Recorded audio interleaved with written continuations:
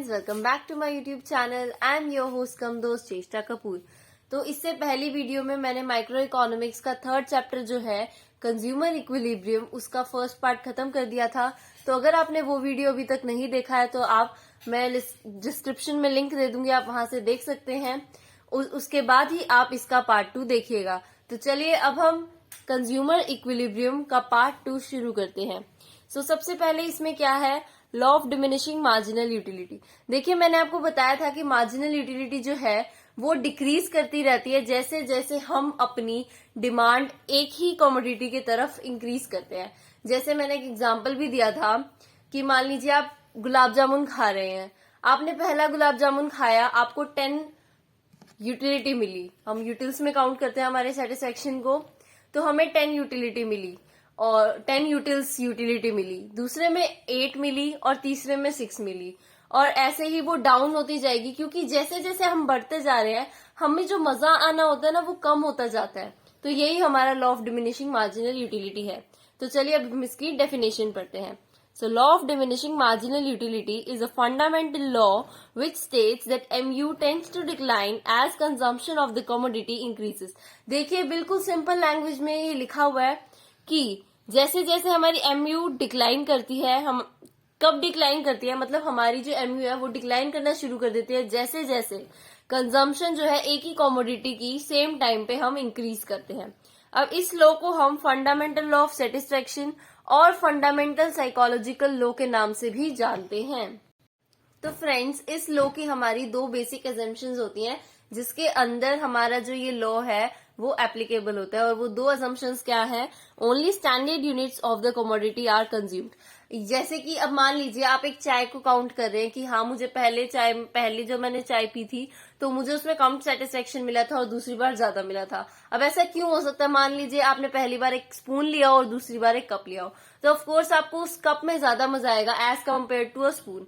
तो हमें क्या एज्यूम करना होता है कि हम एक स्टैंडर्ड यूनिट को कंज्यूम कर रहे हैं, यानी कि अगर हम एक कप ऑफ टी को मान रहे हैं तो हमने उस पूरे कप को कंज्यूम किया है। अगर हम एक गुलाब जामुन को मान रहे हैं तो यानी कि अगर हम गुलाब जामुन की MU TU काउंट कर रहे हैं, यानी कि हमने हर टाइम उसकी एक स्टैंडर्ड यूनिट को एज्यूम किया, कंज्यूम किया है।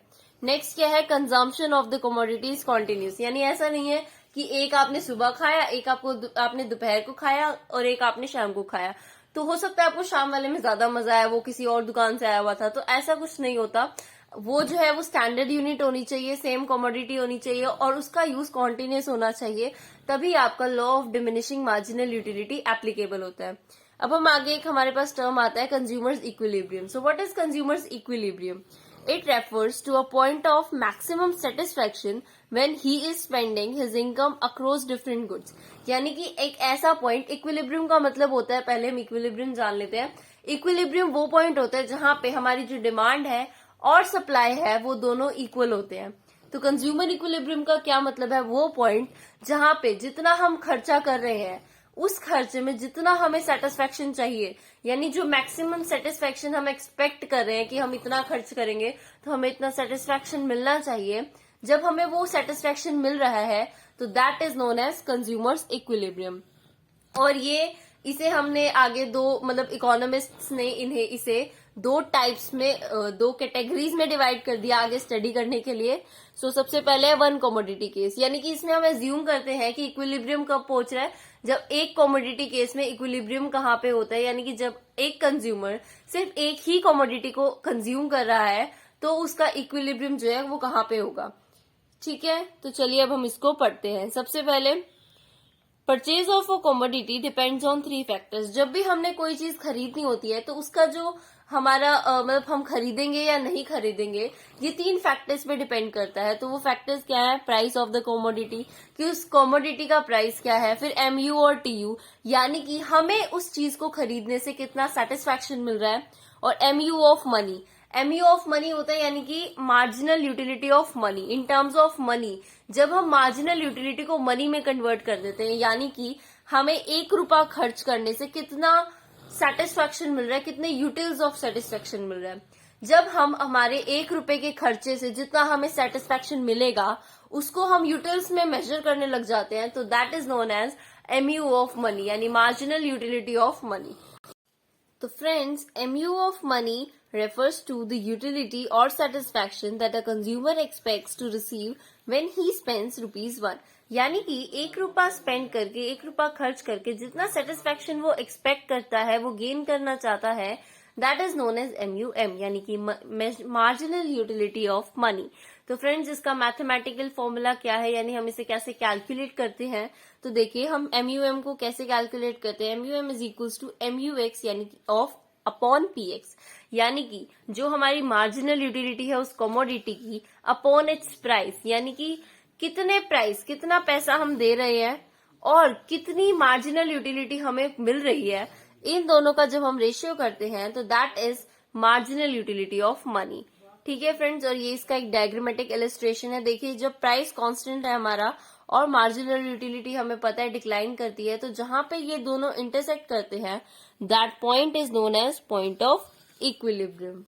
तो फ्रेंड्स, वन कमोडिटी केस में हमारा इक्विलिब्रियम कहाँ पे होता है, जब जो हमारा MUM है यानी कि मार्जिनल यूटिलिटी ऑफ मनी है वो किसके इक्वल होता है, MUX अपॉन PX के। अब हम चलते हैं टू कमोडिटी केस में। इसमें हम ये अज्यूम करते हैं कि जो हमारा कंज्यूमर है वो 2 गुड्स ले रहा है, तो इस केस में उसको इक्विलिब्रियम कहाँ मिलेगा, यानी कि ऐसा कौन सा पॉइंट आएगा जब जितना वो पे कर रहा है उसे पे करके उसे मैक्सिमम सेटिस्फेक्शन मिल सके। तो इस केस में क्या होता है, MUX अपॉन PX, यहाँ पे हमने 2 गुड्स माने हैं, 2 कमोडिटीज कौन सी मानी है, X और Y। उसके पास 2 चॉइसेस हैं, 2 गुड्स हैं जो वो ले रहा है, एक X और एक Y। तो इस केस में इक्विलिब्रियम कहाँ पे होगा, जब MUX अपॉन PX और MUY अपॉन PY इक्वल होंगे, और ये दोनों इक्वल होंगे MUM के, यानी मार्जिनल यूटिलिटी ऑफ मनी के।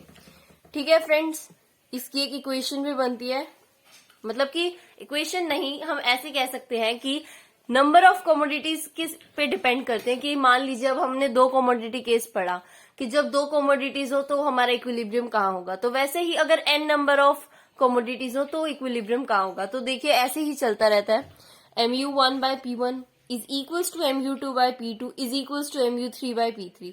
तो हमारा जो MUN है, यानी जितने भी नंबर ऑफ टर्म्स है, बाय में P ऑफ N, यानी कि प्राइस जितने भी नंबर ऑफ टर्म है उसका, इज इक्वल्स टू होना चाहिए MUM के, वही हमारा इक्विलिब्रियम होगा, फिर चाहे कमोडिटीज कितनी भी हो। आई होप फ्रेंड्स यहाँ तक आपको समझ में आ। तो फ्रेंड्स, जब हम देखिए P ऑफ X और P ऑफ Y को 1 ले लेते हैं, यानी कि अज्यूम कर लेते हैं कि हमारा जो प्राइस है दोनों ही कमोडिटीज का वो 1 रुपीज है, तब हमारा इक्विलिब्रियम कहाँ स्ट्रक करता है, when MUX is equals to MUY is equals to MUM। तो देखिए अगर हम अपनी ऊपर वाली इक्वेशन में ये वैल्यू पुट कर दे, P ऑफ X और P ऑफ Y की जगह 1 पुट कर देते हैं, तो वहां पे भी हमारा MUX is equals to MUY is equals to MUM बन जाता है। तो फ्रेंड्स, आई होप आपको ये असम्पशन आ गई होगी। इसका आपको प्रैक्टिकल पार्ट यानी कि डायग्रामेटिक पार्ट ज्यादा फोकस करने की जरूरत नहीं है, क्योंकि हमारे इस टर्म में सिर्फ MCQs ही आने हैं, इस टाइम सिर्फ MCQs ही आएंगे आपके एग्जाम में, तो उस पार्ट में से ज्यादा कुछ आने के चांसेस नहीं है। अब इसमें आगे हम पढ़ते हैं, एक और पॉइंट आता है हमारा, जब अब MUX और PX, MUX अपॉन PX, यानी कि मार्जिनल यूटिलिटी ऑफ मनी जो X की है वो ज्यादा हो Y की कंपैरिजन में, तो क्या होगा, तो कंज्यूमर जो है अपनी कंजम्पशन इंक्रीज कर देगा X के लिए, क्योंकि उसे देखिए X में ज्यादा सेटिस्फेक्शन मिल रहा है। इसका क्या मतलब है कि मार्जिनल यूटिलिटी ऑफ मनी जो है वो X की ज्यादा है एज कम्पेयर टू Y, यानी कि X में हमें ज्यादा कम वो मिल रहा है सेटिस्फेक्शन। अगर X में हमें ज्यादा सेटिस्फेक्शन मिलेगा तो हम उसकी कंजम्पशन को बढ़ाएंगे, और जैसे ही हम उसकी कंजम्पशन बढ़ानी शुरू कर देंगे, यानी जब हम X को बढ़ाना शुरू कर देंगे, वैसे वैसे ही सेटिस्फेक्शन नीचे जाता जाएगा। क्यों नीचे जाएगा, due to law of diminishing marginal utility.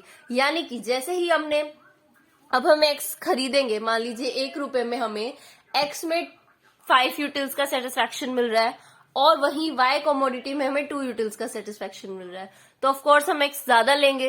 अब अगर हम X ज्यादा ले रहे हैं, मान लीजिए पहला लिया, फिर दूसरा लिया, फिर तीसरा प्रोडक्ट लिया, फिर चौथा भी ले लिया, तो धीरे धीरे हमारा सेटिस्फेक्शन जो है X के लिए वो डिक्रीज होता चला जाएगा। और इस केस में, तो फ्रेंड्स, इस केस में जैसे जैसे हम X की मतलब हमारा सेटिस्फैक्शन डिक्रीज होता जा रहा है, तो एक पॉइंट ऐसा आएगा जहां पे जो हमारा MUX है अपॉन PX और MUY अपॉन PY जो है वो इक्वल होते चले जाएंगे।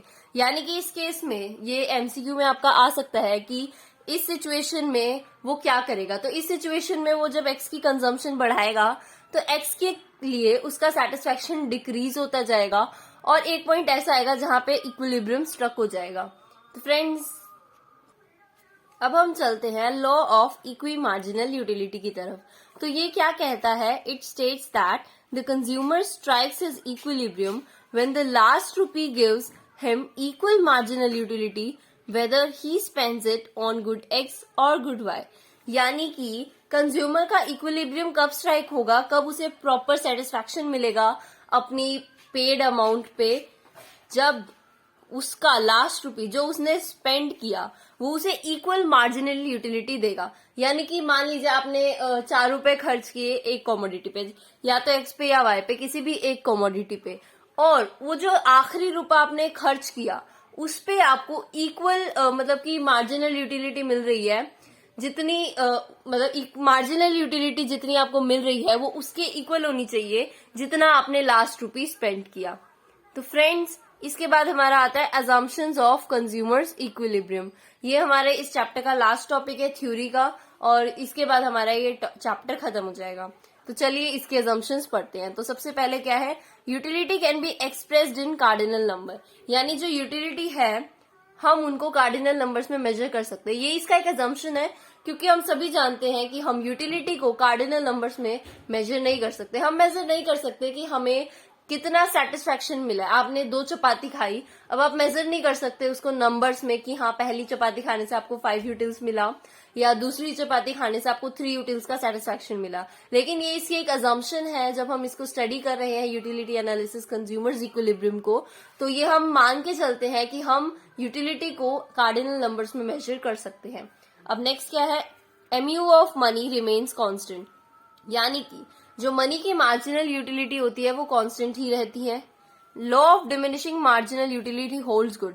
यानी कि इसमें law of diminishing marginal utility apply होता है। ये हम मान के चलते हैं कि जो मार्जिनल यूटिलिटी का लॉ है कि वो हमेशा ही डाउन जाती है, वो बिल्कुल अप्लाई होगा और उसके बाद ही ये सब सही होगा। ये रूल्स जो हमने इसमें पढ़ा है वो सब अप्लाई होगा। Consumer aims at the maximization of his satisfaction.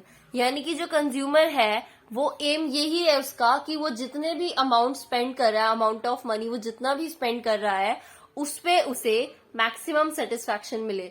तो जब हम ये सारी चीजें एज्यूम करके चलेंगे तभी हमारा जो ये हमने स्टडी किया है ये सभी सही होगा। और इसके बाद इसकी एक बेसिक लिमिटेशन है यूटिलिटी एनालिसिस की। एक ही लिमिटेशन है और यही इसकी प्रिंसिपल लिमिटेशन है। वो क्या है कि utility can not be expressed in terms of cardinal numbers in real life. Friends अभी हमने पढ़ा कि ये एज्यूम करते हैं कि यूटिलिटी जो है वो हमने कार्डिनल नंबर में एक्सप्रेस कर सकते हैं, हम उसको मेजर कर सकते हैं। लेकिन रियल लाइफ में जो हमारी प्रैक्टिकल लाइफ है हम कभी भी ये कार्डिनल नंबर्स में मेजर नहीं कर सकते कि हमें कितना सेटिस्फैक्शन मिला है, कि हमने कुछ खाया है या कुछ खरीदा है तो उससे हमें कितना सेटिस्फैक्शन मिला है। हाँ हम ये बता सकते हैं कि हमें पहले रसगुल्ले में ज्यादा मजा आया, दूसरे में कम आया, लेकिन हम काउंट कभी नहीं करते। आप खुद सोचिए, आप रियल लाइफ में कभी काउंट करते हो? आपने 2 रसगुल्ले खाए तो हाँ पहला अपनी मम्मी को बताओ कि हाँ मम्मी पहले वाले में तो मुझे 5 यूटिल्स का सेटिस्फैक्शन मिला और दूसरे वाले में 3 यूटिल्स का। नहीं, आप ऐसा नहीं करते। आप हमेशा यही कहते हो कि पहले वाले में ज्यादा मजा आया या दूसरे वाले में ज्यादा मजा आया क्योंकि वो टेस्टी था या हमने कुछ और खाया था, तो इसीलिए ऐसा होता है। लेकिन रियल लाइफ में हम कभी भी मेजर नहीं कर सकते कार्डिनल नंबर्स में कि हमें कितना सेटिस्फैक्शन मिला। तो फ्रेंड्स यहाँ पे हमारा ये चैप्टर खत्म होता है। तो आपको इसमें कोई भी डाउट्स हो तो आप मुझे कमेंट सेक्शन में बता सकते हैं। और अगर आपको मेरी ये वीडियो अच्छी लगी हो तो please hit the like button and for more videos do subscribe to my YouTube channel. Thanks for watching this video guys.